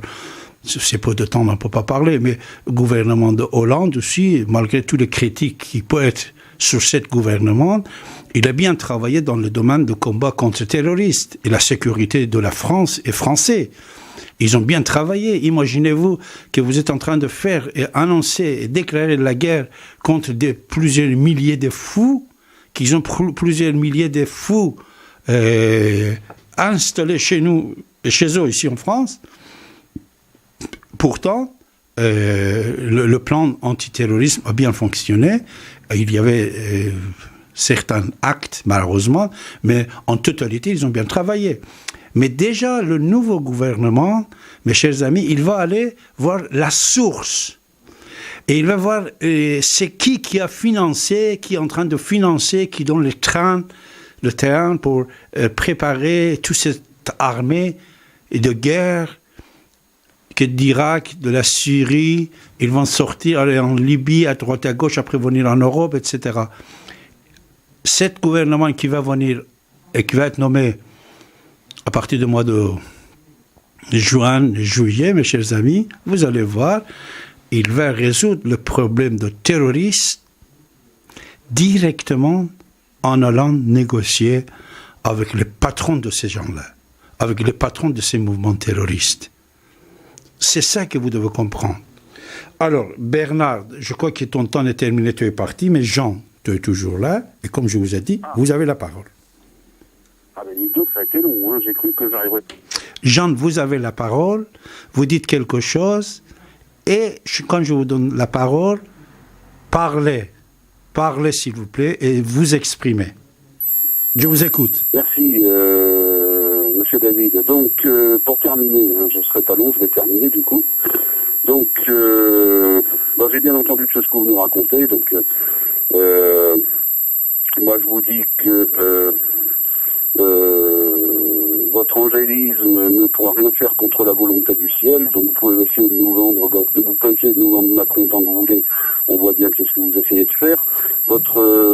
Je suis désolé, tu répètes quelque chose que je viens de te répondre, et je suis désolé de te dire, Jean, que tu ne m'écoutes pas. Vous voulez seulement venir dire ce que vous voulez, et ça, ce n'est pas à David Abbassi et les autres pour pouvoir vous écouter. Baba. Écoutez et réfléchissez à ce qu'on vous dit. Ne répétez pas vos bêtises, s'il vous plaît. Vous avez la parole en composant 08 92 23 95 20.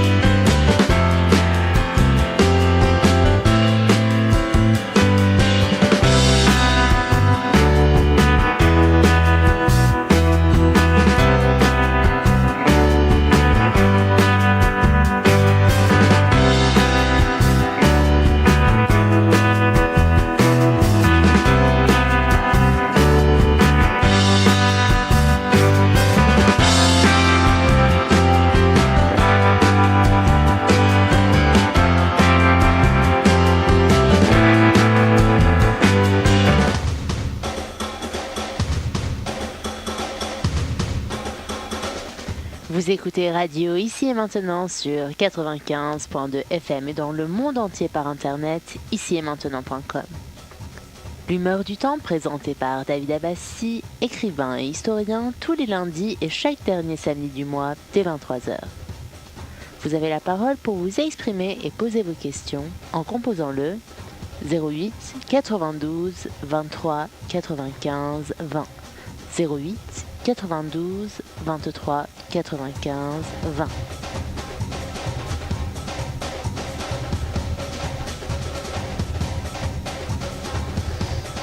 Alors, on va prendre Bernard. Bonjour Bernard. Bonjour Bernard. Allô, Bernard. Myriam, bonjour Myriam. Bernard est parti. Bonjour Myriam. Bonjour, la radio, David. Bonjour. Vous m'entendez?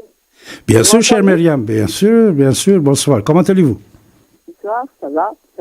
Si je voulais juste dire que j'étais un petit peu surprise, parce que nous, on est en plein dedans, bien baigné avec les élections, ce qui va se passer en France, et tout à coup, j'ai eu comme une douche froide que vous ajoutiez de l'huile sur le feu en parlant de, comment ça s'appelle, Daesh. Je me suis dit, bon, qu'est-ce que je viens faire? Alors que tout le monde sait, à cause de qui, ces trucs de Daesh, terrorisme, c'est à cause de l'ingérence de la France qui suit les Amériques. Vous le savez, tout le monde le sait. Et tout à coup, on est en plein dans nos élections et nos affaires. Enfin, nous, c'est pas nous, c'est ce qui nous tombe dessus, ce qu'on va vivre. Et au lieu de rester serein, j'entends, plof, regardez, il y a Daesh. Mais c'est soutenu par qui, Daesh? C'est par cause de qui? De quelle façon de faire de la France qui suit l'Amérique? C'est connu tout ça, monsieur. Et j'ai vu comme une tâche que vous avez dit Daesh, alors que le monsieur, c'était que des choses qu'il a dit, monsieur, comment il s'appelle, qui a parlé de prophétie, c'est pas trop méchant, c'est un peu, c'est coup-ci, coup-ça, quoi, il n'y avait pas de quoi, mais en parlant de Daesh, j'étais surprise de votre part, encore une fois.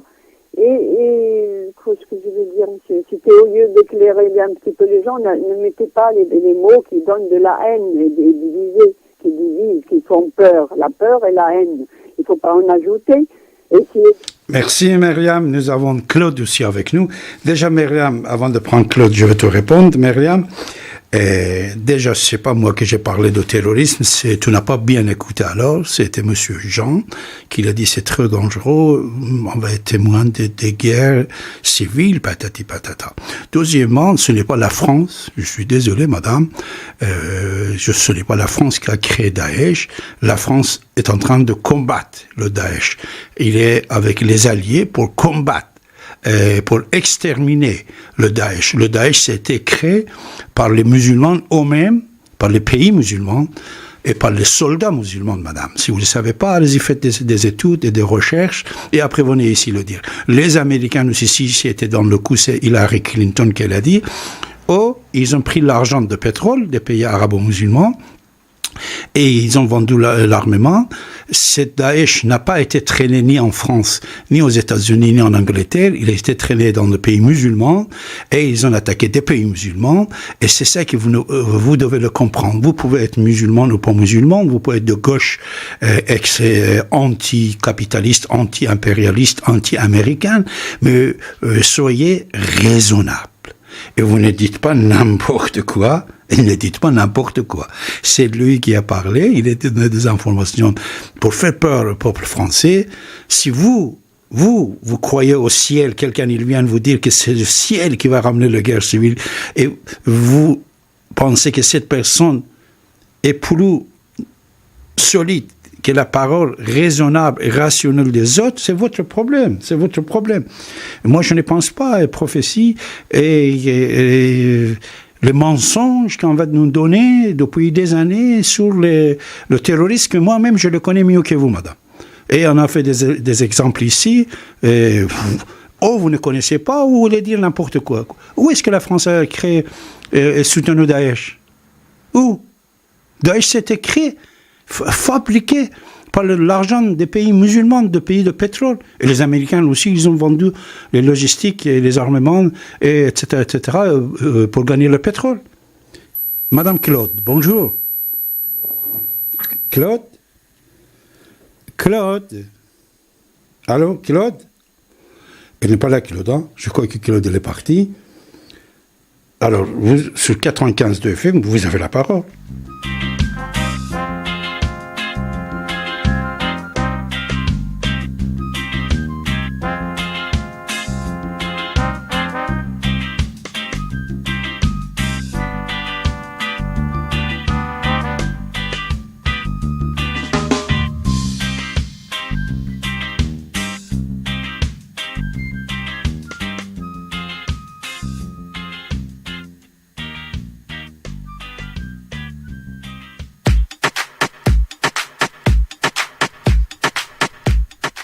Tous les lundis et derniers samedis de chaque mois, dès 23h, retrouvez David Abbassi en direct sur l'antenne d'ici et maintenant 95.2 FM.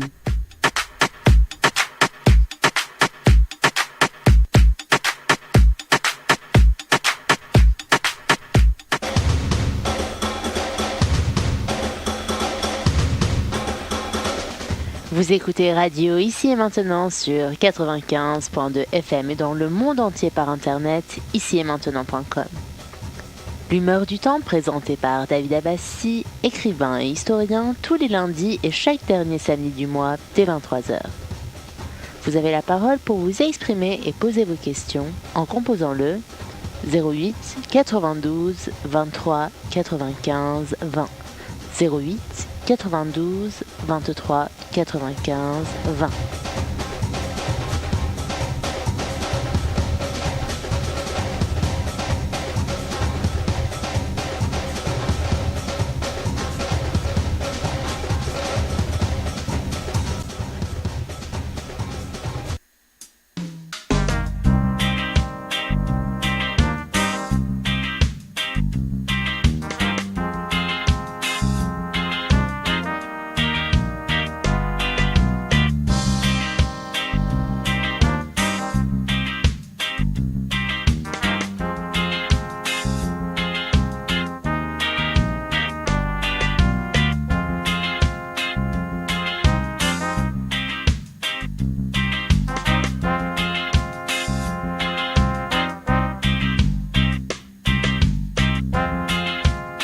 Pourtant, vous savez très très bien, j'ai dit 10 000 fois, je respecte vous toutes et tous avec tous les pensées que vous avez, mais nous avons des gens qui sont très intelligents, laïcs, rationnels, humains, et les gens qui sont fâchés, qui disent n'importe quoi, etc. Par exemple, quand ça coupe, et soyez sûrs et certains, au lieu de 2 heures parler de « oh, c'était coupé patati patata », imaginez-vous que votre téléphone, nos téléphones, tout ça c'est informatisé, c'est informatique, c'est par l'Internet, ça coupe, il y a le voix qui passe, le voix qui ne passe pas, il n'y a pas aucune d'autre chose à critiquer et à dire. Voilà. Joris, on va prendre Joris maintenant. Nous avons Bernard aussi. Joris, bonjour. Oui, bonsoir David Abbassi, bonsoir aux auditeurs. Bon, alors je suis déjà intervenu cet après-midi, donc je vais essayer de faire très très court parce que voilà, au départ, je ne veux pas monopoliser l'antenne. Mais moi j'avoue, je suis un peu surpris par ce que je viens d'entendre de ta bouche, David, parce que tu dis voilà, Monsieur Macron, il est entouré de tous les politiques en gros qui ont dirigé le pays depuis ces 30-40 dernières années, et donc c'est un gage de qualité, et c'est ça qui va faire que en plus on va éviter les guerres et tout. Alors moi je voudrais simplement dire que depuis que justement on a ces personnes qui ont été au pouvoir, on n'a jamais eu autant de guerres. La France n'a jamais été engagée sur autant de fronts à la fois. Par exemple, en ce moment, elle est en Afghanistan, elle est au Mali, elle est en Centrafrique, elle est en Syrie, elle a été, et je crois qu'elle est encore un peu en Libye, il y a l'Irak, et etc. Et tout ça, en fait, ce sont les conséquences directes des actions des hommes politiques qui entourent aujourd'hui Monsieur Macron, et aussi quand tu dis qu'il n'y a aucun rapport avec, que Daesh n'a aucun rapport avec les Occidentaux. Alors je veux bien que, bien sûr, le financement vienne des pays arabes et que les soldats se soient formés dans les pays arabes. Simplement, on ne peut pas ne pas voir la connexion qu'il y a entre la déstabilisation profonde de tout le Moyen-Orient par l'Occident pour des raisons en général, qui ont été révélées en général comme fausses, comme par exemple la Libye. On a dit que c'était parti du fait qu'il avait soi-disant bombardé sa population. Il y a eu un rapport de l'ONU qui est paru 3 ans plus tard, une fois qu'on avait bien tout défoncé, qui montrait que c'était faux, que c'était jamais arrivé. Ensuite, la Syrie, c'est pareil, là on nous parle d'armes chimiques, alors qu'il y a des très très gros doutes. Etc. Et c'est quand même nous qui, par le désespoir, la destruction, l'extractivisme aussi qu'on a fait des ressources, qui avons créé, qu'on le veuille ou non, Daesh, quoi. On a mis des millions de gens dans le désespoir. Et alors après, bien sûr, il y a une idéologie derrière qui favorise, qui canalise tout ce désespoir, qui est l'islam radical, même l'islam tout court peut-être, je sais pas, avec les financements des pays du Golfe. Mais voilà, je trouve ça étonnant qu'on parle de Macron comme gage de paix, alors qu'en plus il a fait une déclaration récente où il dit mais il faut encore plus bombarder la Syrie. Et je voudrais juste, pour terminer, voilà, et j'ai terminé mon intervention avec ça, rappeler que par contre le Front National, même sous Jean-Marie Le Pen, il s'est opposé à absolument toutes les guerres qu'il y a eu depuis les années 90. Les 2 guerres d'Irak, la guerre en Libye, la guerre en Yougoslavie, la guerre en Syrie, la guerre en Afghanistan. Toutes ces guerres, le Front National en fait s'est opposé à ça. Et même de mémoire, je crois que Jean-Marie Le Pen est le seul homme politique, au moins français et peut-être du monde, qui, pendant qu'il y avait un embargo en Irak, a organisé et acheminé une aide humanitaire auprès de la population irakienne, aussi bien alimentaire que médicamenteuse. Voilà.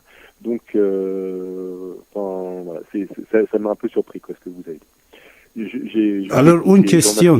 Au revoir. Claude, pardon, c'était Joris. Oui. Joris, voilà, ne partez pas, mon cher ami, restez là.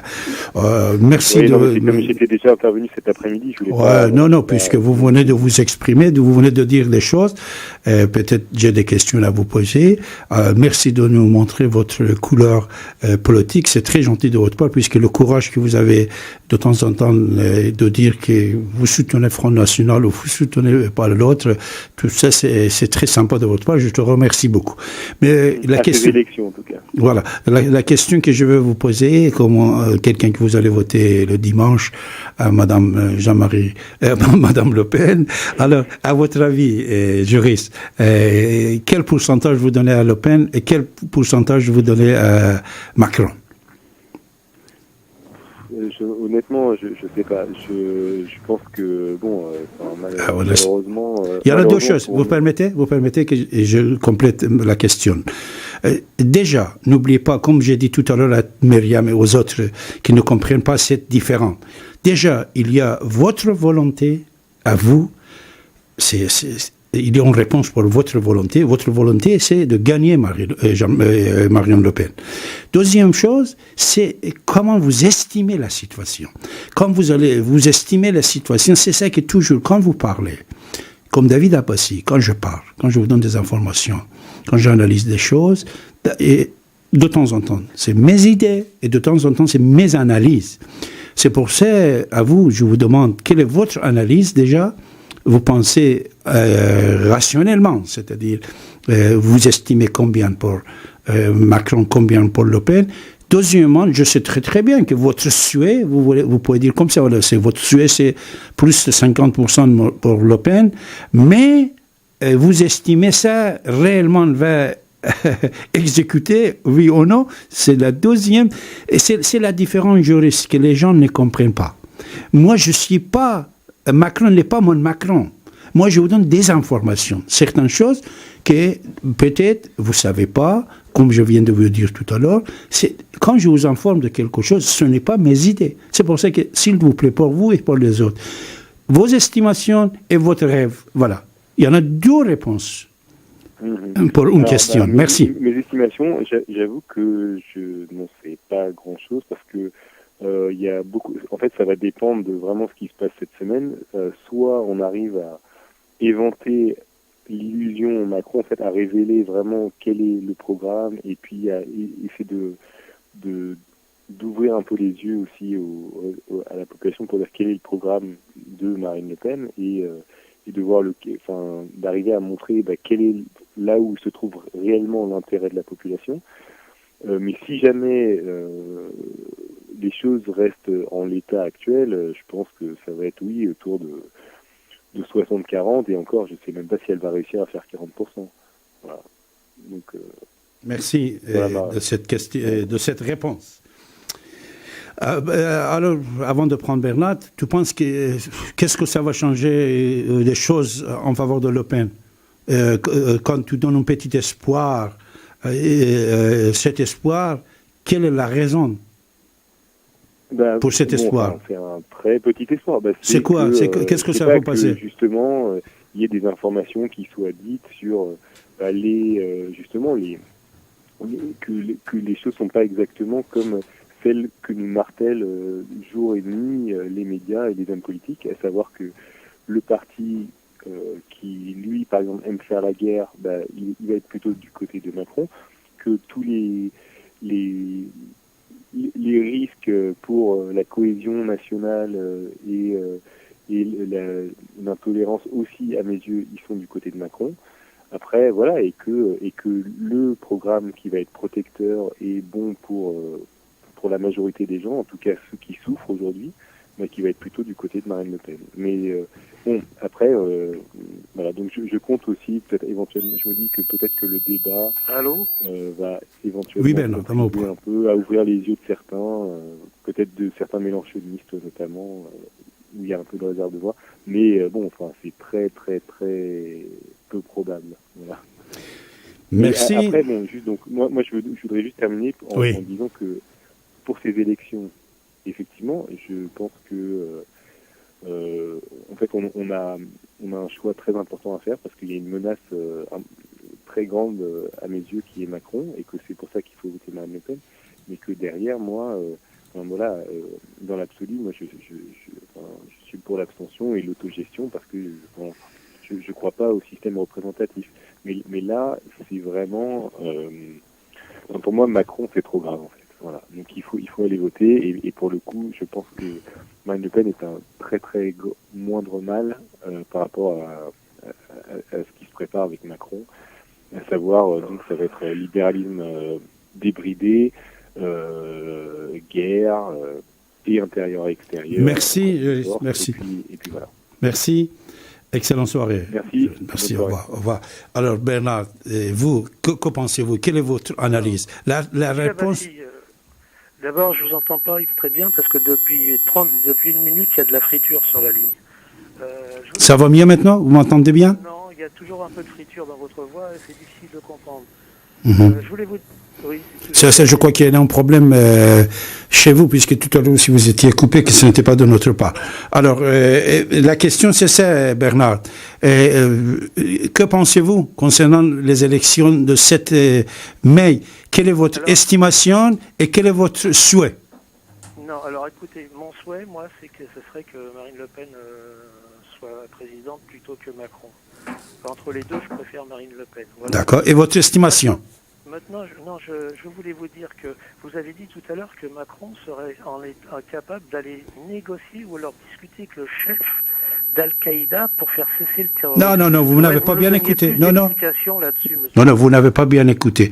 Déjà, je n'ai pas parlé d'Al-Qaïda, pas de chef. J'ai dit la source, les pays qui financent ces terroristes. Les pays qui financent ces terroristes, voilà, si tu veux que je te cite, je vais te dire. Arabie Saoudite, Turquie, ce sont les deux grands pays qui soutiennent Daesh, et Macron... on comprend plus votre position là maintenant, Monsieur Abbassi. Là, tout c'est clair, c'est-à-dire qu'en fait, vous prônez en fait, disons une espèce de complicité avec l'Arabie Saoudite pour acheter la paix en France. D'accord. Là, je comprends mieux vos différentes interventions là, je peux pas vous suivre sur ce terrain-là, parce que là, ce que vous faites, c'est que vous allez pactiser avec le diable. Et ce que ça va faire, ça ne va servir qu'à renforcer. Bernard, est-ce que tu vas m'écouter, Bernard? Ça va. Allô? Bernard. Ah là, tu dis que tu n'entends pas, après tu lances de dire n'importe quoi. Ça, je te dis que c'est une information que je te donne. Ce n'est pas moi que je vais aller faire le pacte avec qui soit. Ah, écoutez, vous êtes militant de Madame Le Pen, vous avez le droit d'y être, vous avez le droit d'aller voter en faveur de Madame Le Pen, mais vous n'avez pas le droit de dire n'importe quoi sur les choses que je viens de dire ici et maintenant. Ce n'est pas moi qui je vais aller pacter avec l'Arabie Saoudite. Je suis en train de t'informer, de vous informer. Je vous donne des informations pour assurer le peuple français que vous le faites peur. Voilà, vous êtes tous Le Penistes. Vous faites peur aux gens comme quoi il y aurait une guerre civile si Le Pen n'est pas président. Quelle guerre civile? Et il ne sait même pas faire la guerre, arranger son parti politique, et son père et Marion Marshall Le Pen. Et vous venez ici dire n'importe quoi. Soyez gentil, s'il vous plaît. Et après, pour justifier ce que tu viens de dire, Bernard, tu dis, je vous attends pas, David, il y a un problème dans ton téléphone, puisqu'il s'est coupé d'autres fois, et deuxièmement, peut-être, tu n'as plus envie d'écouter ce qu'on est en train de te dire. Je te dis, et je vous dis pour toujours, notez bien, je vous informe, la France, avant de penser à n'importe quel pays, doit penser à l'entrée de la France, et à la sécurité de la France, et à la souveraineté de la France. C'est pour ça on est prêt à négocier quelqu'un qui est au pouvoir, qui a le soutien du peuple, qui a 50%. Il a le droit d'aller négocier avec même le diable pour ramener la paix pour le peuple français. C'est ça que vous devez faire entrer dans votre tête. C'est la France qui est importante. C'est la France qui est d'abord. Et c'est la sécurité des Français. Alors, ils ont créé cette Daesh. Pour là-bas, Irak et la Syrie et l'autre, cette création a touché l'Europe et l'Occident. Comme les Américains, quand ils ont fabriqué Al-Qaïda et les autres, c'était touché New York aussi. Vous comprenez? Alors ici et maintenant, vous faites peur tout le temps, les militants du Front National, en disant que si Macron prend le pouvoir, que Macron devient président, il va faire la guerre. Pourtant, encore une fois, je vous répète, ce n'est pas pour défendre Macron, mais c'est pour vous donner des informations que vous ne voulez pas écouter, que vous êtes sourd de l'écouter. Macron, quand il y a les gens comme Bayrou, comme Valls, et comme M. Raffarin, qui sont allés le voir allié avec lui, il a précisé, il n'y a pas de poste. Je ne vous donnerai pas le poste. Même Valls, plusieurs fois, il a essayé de tenter d'aller le voir. Il n'a pas dit comme les autres qui viennent, tu es mon premier ministre. Et il n'a encore rien de tout. Il a même choisi son premier ministre. C'est-à-dire, s'il vous plaît, soyez raisonnable, honnête, et rationnelle. Je remercie beaucoup Joris de répondre à la question. Une question avec deux réponses. Votre souhait et votre estimation. C'était quoi? Votre souhait et votre estimation. C'est l'individu qui donne l'estimation, c'est l'individu qui peut être raisonnable. Mais l'individu qui même, il hésite de donner l'estimation, il croit que son rêve va... Non, je suis sûr et certain, je vous ai déjà dit ça depuis plusieurs années. Plusieurs invités que j'avais comme Pierre-Henri, Général Henri Paris et plusieurs d'autres personnalités sur cette antenne dans les élections précédentes, parce que l'histoire du Front National, ce n'est pas une histoire d'aujourd'hui. Ce n'est pas une histoire de face Macron, le Front National. C'est une histoire très ancienne qui existait. Toujours, on avait dit que jamais Front National n'aurait pas prendre le pouvoir en France. Il peut y avoir des députés, des représentants, des municipalités, des villes, etc. Mais jamais il ne va pas avoir le pouvoir, sauf s'il y aurait un changement de tête et d'individu. Et je viens de vous dire, au départ de mon émission, vous n'avez pas noté, la jeune fille, Marion Maréchal Le Pen, si c'est elle, pour l'année 2012, qu'elle se présente comme candidate aux élections présidentielles, et vous allez voir que ça va changer. Après, autour d'elle, elle va trouver une autre équipe plus raisonnable, voilà. Mais malheureusement, vous venez imposer vos rêves et insulter les autres et dire même des choses qu'on n'a pas dit. Je suis heureusement vivant. Et il y a 30-40 minutes qui n'a pas passé, 5 fois, 10 fois aujourd'hui, même samedi, je vous ai précisé qu'ici, on ne défend pas l'un contre l'autre. On est en train de vous informer. C'est des informations. Et on fait le débat. Jamais je ne vous ai pas dit à qui va voter David Abbassi ou à qui ne va pas voter. Je n'ai pas dit ça. Comme quelqu'un, je vous donne mes avis et vous aussi, vous avez le droit de nous donner vos avis. Et voilà. Et soyez raisonnable quand vous êtes sur l'antenne, parce que dans 5 jours, l'histoire de Le Pen et Front National, ça va terminer. Il y aura un gouvernement en place.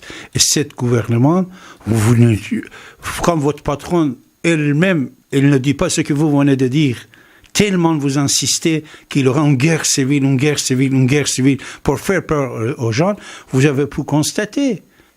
Le peuple français, c'est un peuple très intelligent, très sage, très laïque, très patriote, très nationaliste. Voilà, le mot nationaliste, ça ne peut pas être prisonnier chez quelqu'un ou quel parti. Le peuple français est patriote, nationaliste, laïque, rationnel, et ils n'ont pas peur comme vous et les autres. Que vous avez peur de temps en temps de vous exprimer. C'est pour ça que certaines personnes qui montrent le couleur de leur pensée, le couleur de leur parti politique, je leur remercie beaucoup. Vous êtes très nombreux de m'appeler hors antenne en disant que je pense que c'est Le Pen qui va gagner, patati patata, mais sans vouloir venir vous exprimer sur l'antenne. De toute façon, mes chers amis, la France existait, va exister, et n'oubliez pas, ne mélangez pas vos rêves avec la réalité des choses. La réalité des choses, ce que Joris aussi il a dit, c'est 60 et 40%. Alors peut-être jamais il n'y aurait pas de miracle non plus. Jamais Front National ne va pas prendre pouvoir en France, avec la structure actuelle qu'ils ont. Sauf, alors, il y avait Madame Le Pen, c'était une génération. Il y a eu des changements, il y a eu des gens autour d'elle qui étaient différents. Avec Marion Maréchal Le Pen aussi, ça serait la même chose si le parti le permet. C'est-à-dire si Madame Le Pen respecte sa parole et elle démissionne après, surtout qu'elle a dit plusieurs fois que ce n'est pas Front National, elle n'est pas candidat de Front National. Alors cette Front National, je vous dis toutes et tous, un conseil, si vous voulez gagner présidentielle de 2012, prenez cette jeune fille-là comme votre nouveau président de parti. C'était notre émission de ce soir. Permettez-moi de vous embrasser toutes et tous. Et je vous souhaite bonne élection. Vous êtes libre de voter ce que vous voulez, mais soyons, je dis nous aussi, moi, soyons intelligents, rationnels, et ne partageons pas nos rêves, ni les prophéties de n'importe qui, dans quelle page de Facebook ou dans quelle patati patata, pour parler sur l'histoire d'un pays fort, belle comme la France. Prophétie, mes chers amis, ça ne colle plus. Votre islam politique non plus, ça ne colle plus.